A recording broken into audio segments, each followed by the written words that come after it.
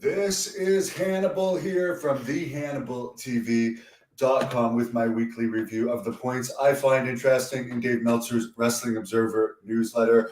There's a lot interesting in this week's, and by the way, later today I'll be posting an interview on this channel, The Hannibal TV, with Dave Meltzer. So please subscribe. Nikki Bella's husband, of course, Nikki Bella also dated John Cena and Dolph Ziggler. Her real name is Nikki Garcia. Her husband, Atrim Shingervintsev, which I'm probably pronouncing wrong, was arrested in Uteville, California before 10 a.m. August 29th. Apparently due to domestic violence. It's unknown if this is against Nikki Bella or someone else in the family. Apparently there were injuries involved and the victim asked for total confidentiality. The family includes a 4-year-old son. They live in Napa Valley. They've been together since 2019.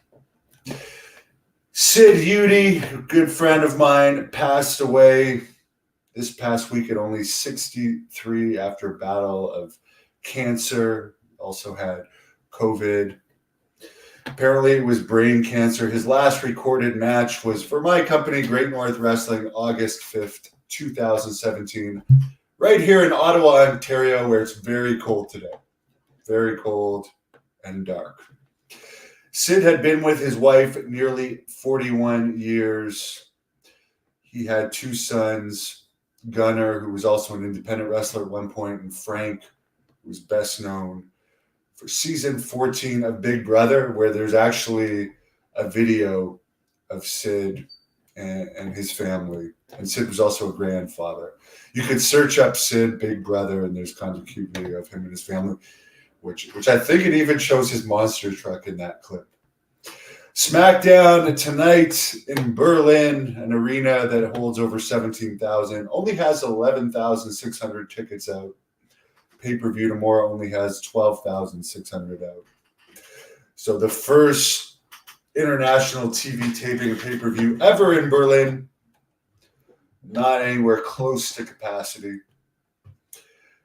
WWE has been doing a European house show tour. They only had 2 house shows in the U.S. this summer, but they were in Rotterdam, Netherlands, where it's, from what I hear, the Netherlands is quite the party area, but it's not like anyone in WWE parties. Probably for the best. Only 4,485 fans, which I've never heard of them going to the Netherlands. So you can't really say. I mean, I don't know if that's considered a good crowd or not. They were in Brussels, Belgium, before 6,000, August 26th. Netherlands was August 25th. 27th, they were in Albertshausen, Germany, before 4,800 fans. They're in Stuttgart, Germany, August 28th. 3,800 fans. I don't know if those are considered good crowds or bad, or if they're paid shows or not, so I won't comment on them. I heard this house shows were pretty much the same in all those places. Gable Stevenson, former WWE contracted wrestler, Olympic gold medalist, was cut from the Buffalo Bills. It's unknown right now if he's going to try to play college football, do MMA, or go back into amateur wrestling.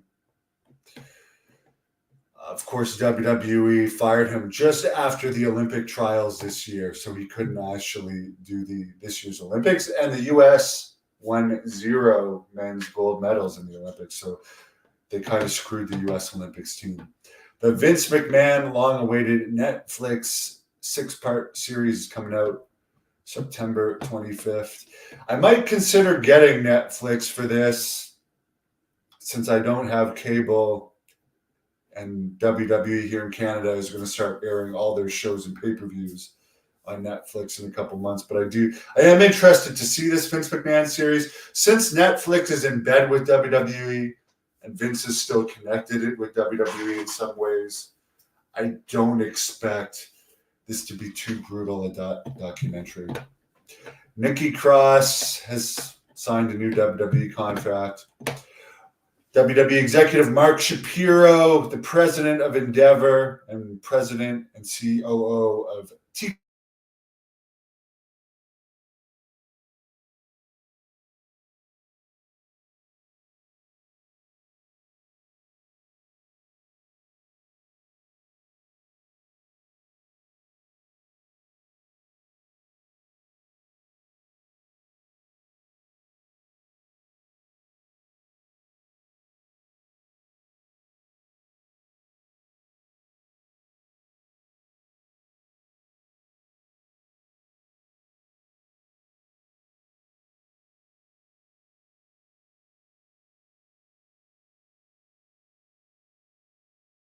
Expect this move to happen next spring. Although Meltzer brings up they might keep Orlando open and just have a second place in Vegas.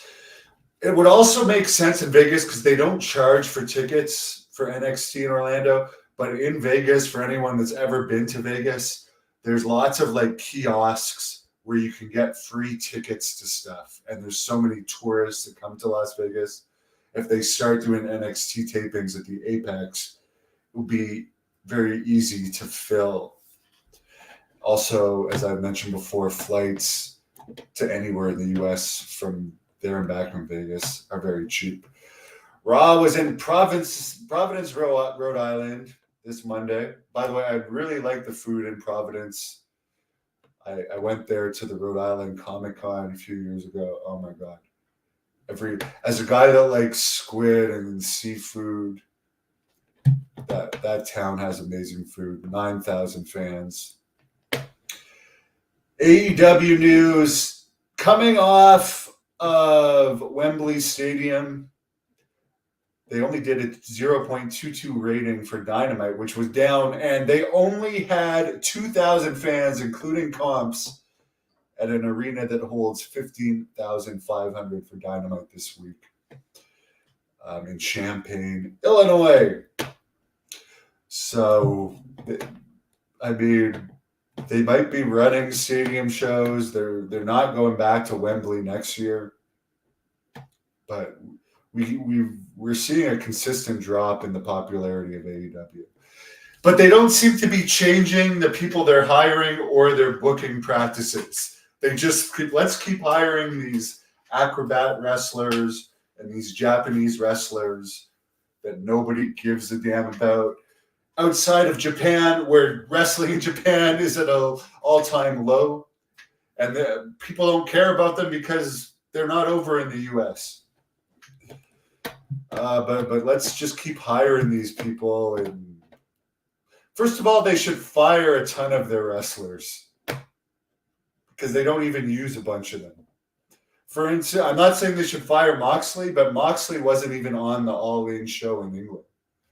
They spend all this money on Moxley and they barely use him. Anyways, they haven't announced the official number other than it's above 50,000 total for England. It was 83,000 something last year, so down about 30,000. And keep in mind, tickets have been on sale for about a year for this. So tickets were on sale before when AEW was still more popular than it is now. Apparently the show, the crowd was very flat at times. The Mercedes Moné versus Britt Baker, the crowd was dead. It seems like there was too much on the show. It kind of burnt out the crowd. They didn't put Will Ospreay versus MJF last or even second last. So apparently the matches after that show were very dead. They spent a lot of money on this special Will Ospreay Assassin's Creed entrance. Here's another thing, and I know fans today love it. I watched this Will Ospreay entrance, and it's like 5 minutes long, and I was bored during it. It's like, I wonder if they even made money. The gate was 6,000, but they spent so much money on bringing talent over, like not just having a ridiculously long pay-per-view, but having a ridiculously long pre-show to the point the crowd gets bored, and you're flying all these people in. And it doesn't even add to the show because it actually ends up taking away from the show because the show is too long, and you spend so much money on entrances and fireworks and all this stuff that do people really buy pay-per-views based on entrances? I don't know. I don't. There's something about the tunnel, like in UFC when people just come out of a tunnel. To me, I like that better than a 5-minute boring entrance with tons of people and break dancing. I don't know. I know some people like it, but to me, the golden era of wrestling in the 80s, when I fell in love with wrestling, they didn't even have entrances. They came out of a blue or black curtain. And I freaking loved that for some reason. But now I guess because the wrestlers are less characters and less entertaining overall, they need fancy entrances. Even for run-ins, even for unexpected run-ins, like they did with Sting here. And again, the best part of the show was Sting returning, but for this unexpected entrance of Sting, unexpected run-in, he gets a full entrance, which is just like you can. I agree, wrestling's fake. You can suspend your disbelief at some point, but when people doing surprise run-ins get entrances, to me, it's just like, this is just so fake. It just makes me not want to watch, which is why I don't watch other than YouTube clips. AEW is going to an Australia stadium in Brisbane next year that holds 52,500.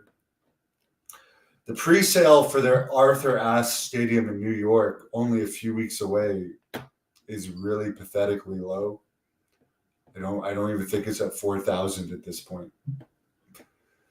And they've had 25,000 people in there at the past. Their next pay-per-view, all in, only has about 6,000 tickets out, including comps in Chicago. Regarding Collision, Tony Khan has made a comment that says, Collision is way easier to book and has a better locker room environment than last year. Well, it's easier to book, but it's almost irrelevant at this point. Nobody cares about Collision. Rampage, you've just given up on.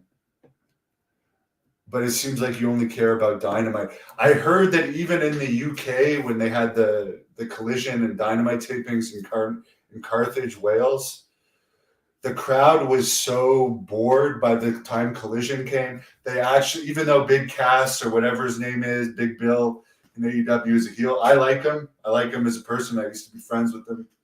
I was supposed to wrestle him a few years ago. Teddy Long canceled the match, even though the fans really wanted to see it. They were so bored they just started cheering Big Bill, even though he was healing on him. And that's another problem with AEW, taping Dynamite, Collision, and Ring of Honor the same day. They just kill the crowds at their shows.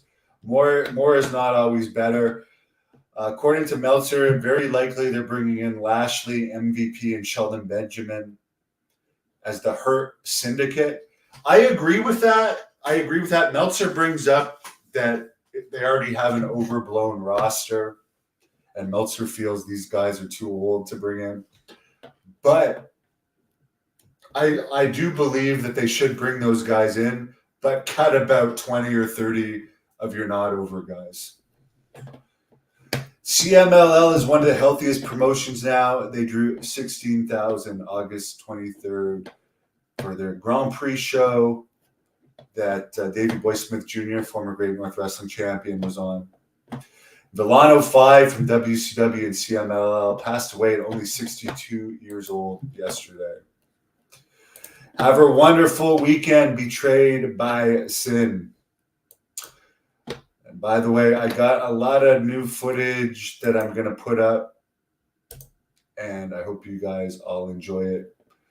Dan, it doesn't matter what day of the week it is to me. I work every day, but I do love my job. And I wish all of you guys a great weekend too. Please subscribe and like this video.